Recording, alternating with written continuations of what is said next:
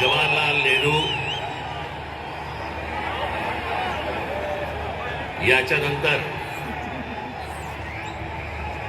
हिंदुस्तान से तिसऱ्यांदा पंतप्रधान बनणारे माननीय पंतप्रधान नरेंद्र मोदी जी,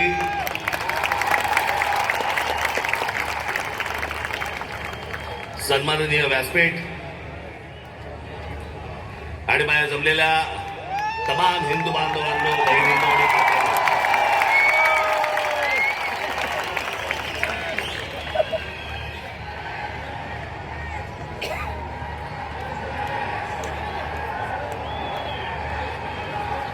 मोदीजी, आपण मुंबईमध्ये याच्या अगोदर अनेकदा आलात,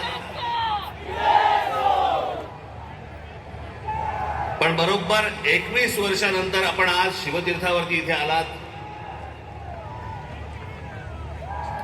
मला आजही आठवते त्यावेळेला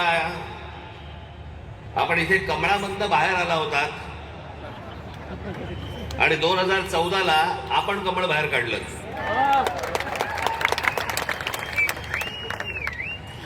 मी आज फार वेळ काही भाषण करणार नाही. आपल्याला सगळ्यांना मोदीजींचं भाषण ऐकायचंय.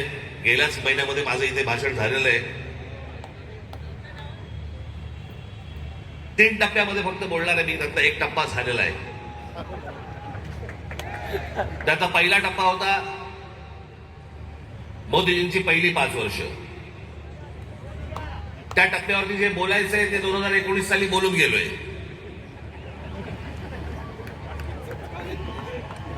बोरली आता गेली 5 वर्ष. मला असं वाटतं आता देवेंद्रजी, मुख्यमंत्री अजितदादा, इतर सर्वांनी, उद्धव ठाकरे, शरद पवार आणि इतर सर्व माणसांवरती वेळ घालवला. मला असं वाटतं त्यांच्यावरती बोलायची गरज नाही. जे सत्यताच येणार नाहीये त्याच्याबद्दल आपण का बोलतो?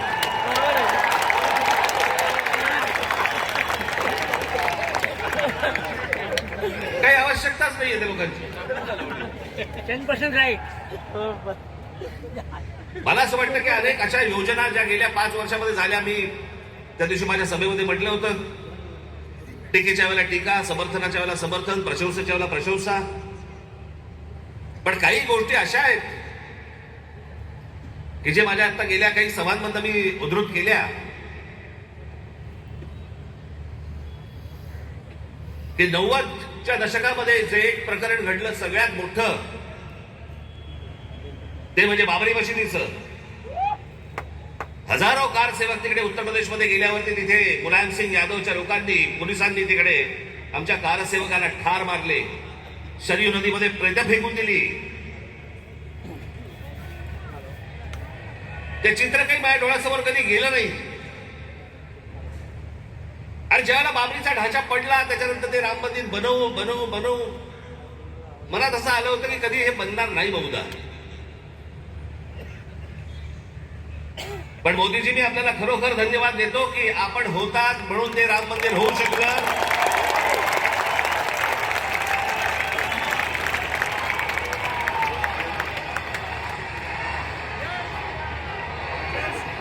अन्यथा ते झालंच नसतं.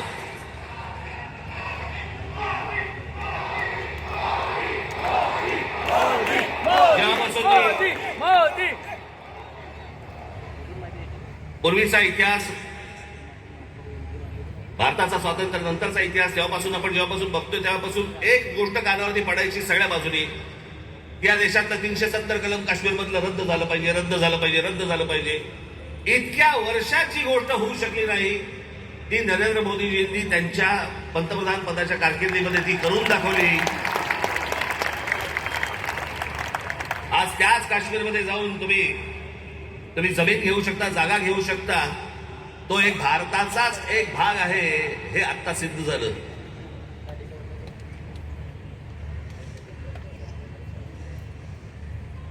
राजीव गांधी ज्यावेळेला पंतप्रधान झाले त्यावेळेला एक मोठी केस झाली होती आणि एक प्रकरण सुप्रीम कोर्टामध्ये होतं. आणि सुप्रीम कोर्टाने निकाल हा शाह बानो नावाची एक महिला होत्या त्यांच्या बाजूने लावला होता. आणि सुप्रीम कोर्टाने तो निकाल लावल्यानंतर राजीव गांधींनी खासदारकी, तो लोकसभेमध्ये बहुमताच्या आधारावरती तो सुप्रीम कोर्टाचा निकाल म्हणजे ज्या बाईला न्याय मिळाला होता तो काढून टाकला आणि त्या मुस्लिम महिलेला कधी न्याय मिळू शकला नव्हता एका छोट्या पोटगीसाठी.